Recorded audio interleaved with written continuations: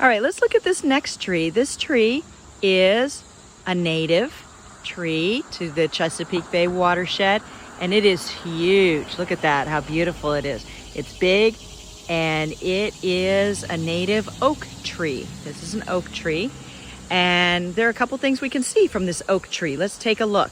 First, let's look at the base of the tree. Okay, if you look at the base and look how in this area right here, it sort of bows out. The plant doesn't go straight into, it doesn't just go straight into the ground.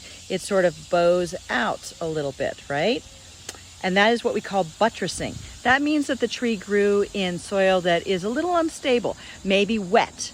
Usually that's a sign that the ground it's sort of an abnormally wet area. But in this case, you know, we're around a lot of houses and roads and stuff. So, you know, it could be that they were just building around the tree and it responded in that way. So let's take a look at one of these leaves. If we look at the oak tree leaves, now this oak tree is, things are a little dry for it right now because the leaves are curling a little bit, but you can see these leaves sort of have the typical oak shape with lots of lobes.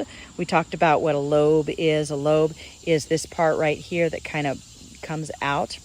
And then this white thing in the middle is what we call the vein. It's just like arteries and veins in animals and humans. Arteries and veins bring us water and nutrients. That's what veins in a leaf do too. And we can see when we look at this, I'm going to try to zoom in just a little bit.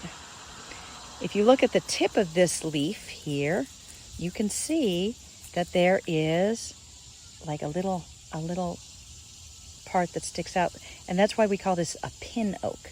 This is a pin oak because it has these little parts that stick out on the ends of the lobes. It's what we call toothed, and it has the little pins that stick out, and that is why we call it a pin oak. Here's a beautiful native tree that's native to the Chesapeake Bay watershed, and it's called a tulip poplar. Tulip poplars are really nice. If you look at the one on the left here, they have these really straight trunks, right? And they grow tall. Tulip poplars grow really tall.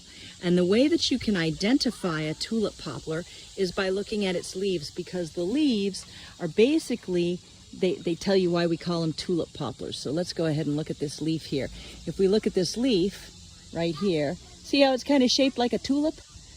And so like a tulip flower with the little bowed part at the top, that is why we call it a tulip poplar.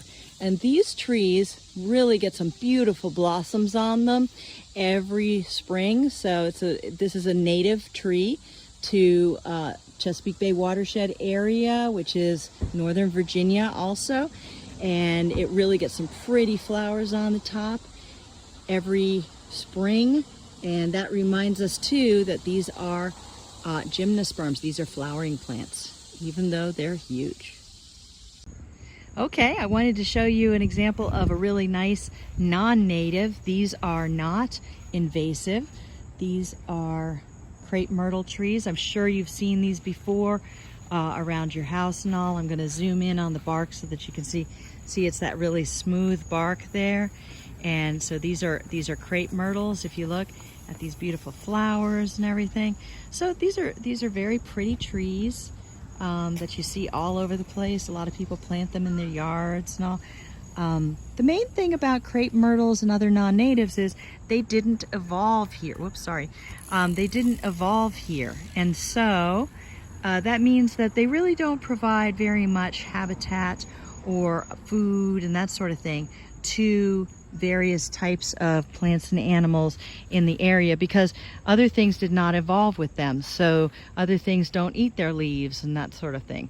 But they are pretty as far as a non-native goes, and you see them everywhere.